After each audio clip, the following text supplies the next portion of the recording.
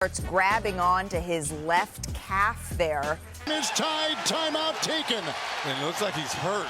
Well, he's headed to the locker room. We don't know the extent of the injury, but clearly not happy. It's terrible. Miami Heat star Jimmy Butler is expected to be sidelined for several weeks with a right knee MCL injury. There's no way this gets worse, right? There's just no way this gets worse, right? Point that has created this margin for the Knicks.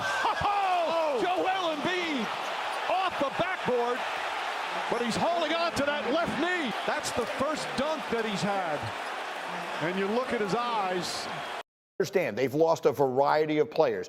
During the season, they lost Julius Randle. More recently, they lost Bogdanovich and Mitchell Robinson and OG Anunoby, which I said at the time was the death blow. And the Cavs are going to have to play the season without Donovan Mitchell. He's got the calf injury. What in the hell is going on, bro? What in the hell is going on, bro? Like, okay, yeah, some guys were going to get here in the playoffs. Some of these guys are injury prone. I get it, man. But we're just seeing a lot more injuries than we should, man. It almost feels eerie, man. It feels like we've seen this movie before in a way. But at the same time, it feels like this is the worst it's ever been. Like, Damian Lillard was hurt. He had an Achilles issue. Kawhi, he also had some injuries that were nagging him to where he didn't play the last 4 games of the series. You have Jimmy Butler, obviously. We highlighted this. And then just today, as I'm recording this video, Mike Conley is said to be questionable now with an Achilles injury. What is going on to this fine league? What is happening to the game that I love? Is this all coincidental? Is there a reason for this? The patterns seem to indicate so, but Giannis plays 73 games and he still gets the injury bug, man.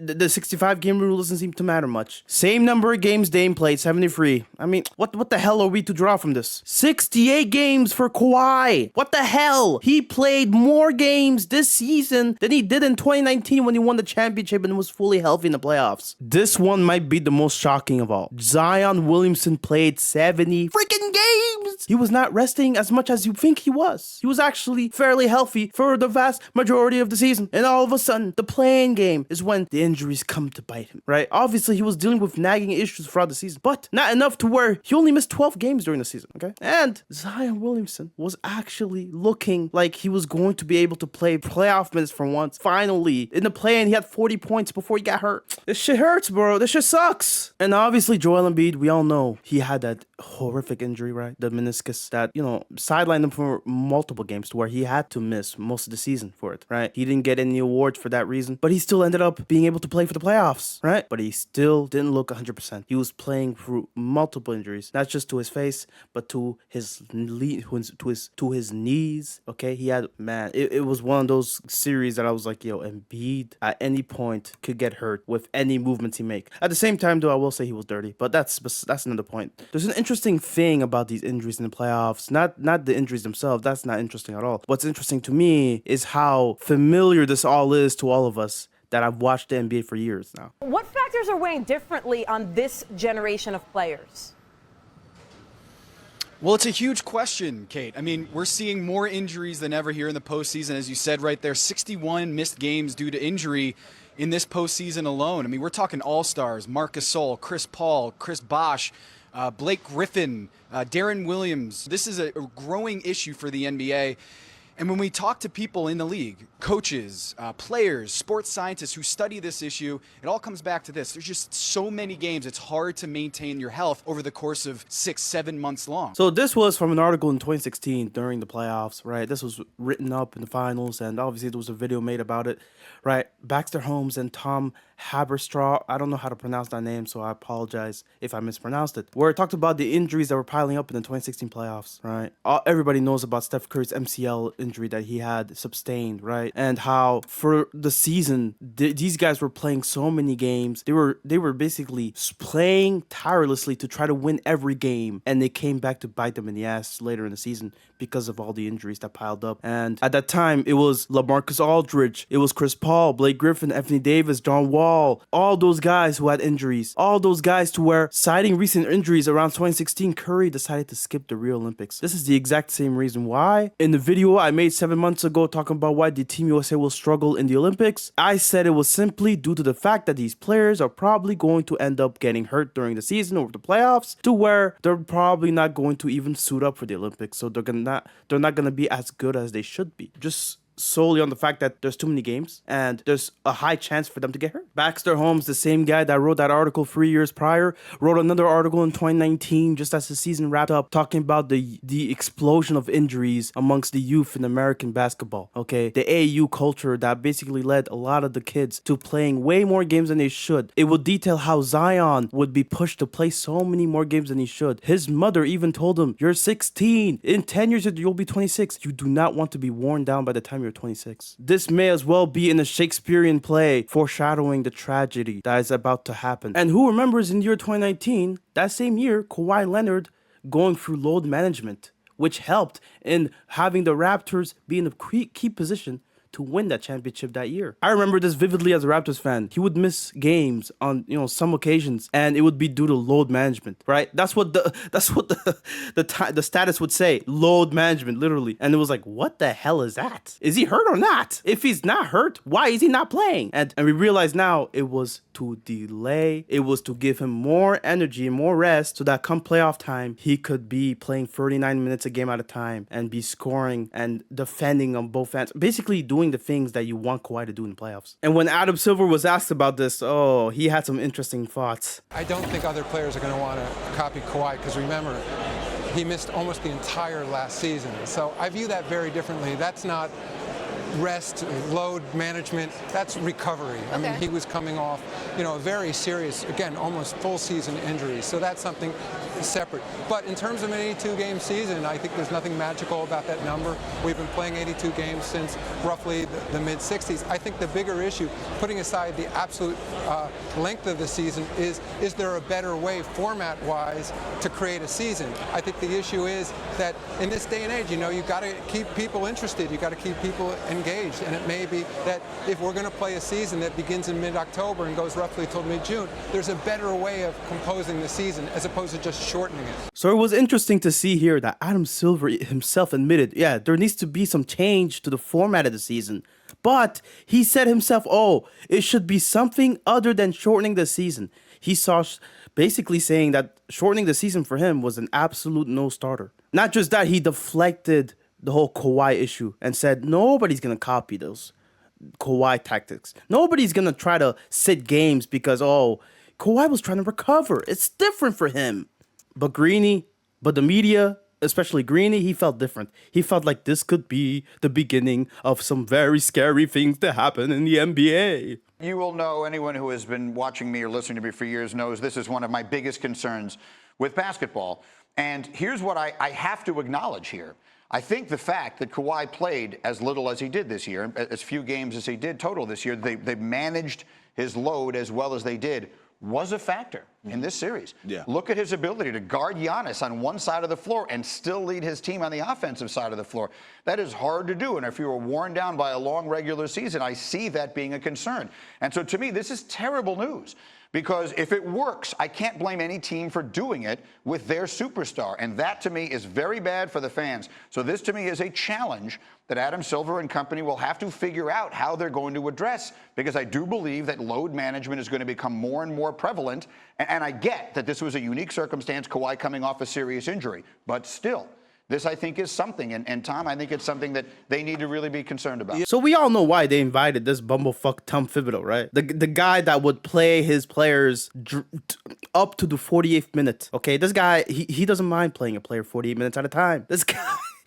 To invite him on a panel like this is actually disgusting. I'm not gonna lie to you. It's so gross. Now, Greeny, he was right. Load management would become a trend in the league, so to speak, right? Kawhi Leonard, when he went to the Clippers did just that with many of his games being due to load injury management, right? That was the new term that came up recently. You saw it this season, right? Giannis sat out games for injury management. Anthony Davis, LeBron would set out games for injury management. You got Zion. He probably sat out a game or two for injury management this season. That's the new MO in the NBA. What did Adam Silver do? Adam Silver said, you know what? we gotta do a compromise here. So essentially, this is where we get to the 65-game rule that was implemented last off season in 2023, and to where we're now seeing the effects of it. Okay, the effects of now Adam Silver putting his foot down and saying, okay, you don't want to play for most of the season, fine. At least play 65 games. And you know what? If you don't do that, you're not going to be eligible for those awards that give you all the financial incentives that you want, right? And at that point, players were forced, so to speak, to play through their injuries more. Did you feel like a sense of urgency to come back sooner than maybe? Yeah, no question. You did? Yeah, what? And then not from like our medical staff, but or no, like for that, sure. But like from like a $53 million incentive. Yeah, what? Look, I know players, they get a bad rep for quote unquote being soft or whatever, but to have the NBA basically coerce players to play through injuries in order to, keep that incentive going of, oh, if you don't play through these injuries, you're going to lose out on millions, tens of millions. You're playing with these guys' livelihoods at this point, bro. You're playing with their money. You're playing with their bread. You're basically telling them, look, you're going to have to play all those games because back in my day, Michael Jordan used to play 82 games at a time. Well, back in my day, players didn't used to move the way they did today. Players did not used to do as many of the things that they do today. The average player in the 80s and 90s did not have the skill level that the average player today has. The amount of movements and the pace at which these teams play at today, and the amount of basketball that a lot of these kids play early on in their life also adds to that. It adds to the burden, the risk of injuries increasing. It adds to the fact that these players are basically having to play more games because it's your livelihood. Don't take days off because Kobe wouldn't do that. Kobe wouldn't take off, and we'll get into Kobe because you'll be surprised to find out what he thinks of all this. Kobe being Bryant, the guy that obviously many people love for his Mamba mentality, is himself saying that the NBA should shorten the schedule to not just benefit the players, get this, to benefit the fans. Kobe himself. This is in 2016, basically when he was retiring at this point. He retired that year and he had a whole farewell tour. This is a guy known for pushing his bodies to the limit. A guy that played through multiple injuries actually, and basically played through it to the extent that he tore his Achilles. He didn't have to play those games that he played in 2014. This team was never destined to win a title in 2014, but he played because he wanted to play. And this was from the 2016 article that I quoted earlier. I just wanted to get to this later on in the video because it's quite shocking that Kobe Bean Bryant would say this. He said, Howard, Stockton, Jordan, Magic, and those guys, how the hell were they able to play so many damn games to stay healthy? What has happened generationally, diet, training, etc., or players get more hurt now, right? That's the question that a lot of people, even Kobe, were asking themselves and are still asking to this day. Kobe said to his damn self, looking back, when I grew up, I played soccer until I was about 14, and so when I came back to the States from Italy, from when I was 14, that's when the AAU started to take off, and I literally played basketball all day, every tournament, everywhere, which does nothing but wear the knee cartilage out, which explains why I didn't have much cartilage left in 2003. He literally spelled it out there in the interview. He said, yeah, all that basketball that I was playing fucked me up for the future. All that basketball that he was playing, all that extra games, right? I'm not kidding when I say these kids are playing too much basketball. This is a 8-year-old boy, okay? He goes and obviously has to go to the hospital because he ruptured his ACL. An 8-year-old! What the fuck? And the quotes here, he was the kid who was basically playing 4 or 5 days a week. He was doing drills all the time. He was playing and landed wrong. His ACL popped. An 8-year-old. What the You don't think this affected Zion's career today? All those AAU games he played as a kid. During the summers, it says here, he played 4 games in a weekend, maybe even 5 or 6, then trained for hours every day during the week. Before they knew it, Friday would roll around and he'd be off playing in another tournament. That is absurd. That is absurd. I'm sorry. That's absurd, okay? This was written in 2019. How much worse could the problem have gotten now? This all hinges on the fact that he's going to be your moneymaker, your body. So we have to start taking care of it, of course. But you have to also start playing more because we don't want you to fuck up this chance of making generational wealth. So players are thus pressured to play even more games than they should because, oh, well, that's how they used to do it back in the days, not knowing that how they used to do it back in the day is not nearly as strenuous and excruciating as it is now. Now, players do way more for their bodies, way more for their training, and they move way more on the court. The amount of lateral movement, the amount of different muscles that are being affected simply by the way these guys play basketball today is absurd. It's absurd. And you have these basketball terrorists here like Tom Thibodeau that are going to come here and strain you out of your misery. They're going to take the soul out of your body, so to speak. okay? I was in a place before where I was like, you know what? These players are soft, man. Load management, what a joke. The NBA has to do something about it. You might have even seen my past videos where I was saying some of these things. I was parodying some of these lines that people would say. Oh, these players are soft. They're entitled. These millennials and Gen Zers, they just don't know how good they got it. They just don't know. They take things for granted sometimes. Michael Jordan, Kobe Bryant, they wouldn't do this. And then for that shit to come full circle with Kobe Bryant in 2016 saying this, you just can't lose 5 to 10 games. If you're going to do it, you've almost got to go quality versus quantity. This guy's arguing that you need to have these games mean more. If you're going to shorten the season, the schedule, then you've got to shorten the schedule and look at to enhance your TV numbers substantially, because now every regular season game starts to mean shit. Okay? It's worth shit. That's what Kobe is arguing. He said he never used to believe in shortening the NBA season until now. This is a guy that we all know his work ethic. We all know how hard he worked. We've seen multiple documentaries, multiple quotes, multiple stories of just how hard this dude worked. And he is telling you straight to your face that this is going to be a problem and that you need to address it at some point. I know many of you are shocked to even believe that Kobe Bryant would think this or would say this, or, you know, would dispel a lot of the myths that, you know, the old heads have been saying for years, that these kids are too soft. In fact, these kids probably work harder than any set of kids of this generation that we've seen in a long time. Before I end this video, I want to warn people against what this NBA league might do. If they do indeed shorten the season, please do not fall for this bullshit tactic they did, okay? Do not fall for a schedule that is basically like the 2011 lockout season, where it started on Christmas and they had, 50 plus games played, but they were all bunched up to where there was 3 games in 4 nights. There was back-to-backs on wazoo. It was out of the wazoo. It was crazy. They would play, oh my gosh. Players would lose sleep in the lockout shortened season. The schedule was so hectic, right? Because the NBA was trying to make up for the lost revenue. Do not fall for this bullshit. If the NBA is to shorten the season, expect them to try to squeeze the juices out of these players. And when you see that, protest it as much as you can. Yeah. I'm a man.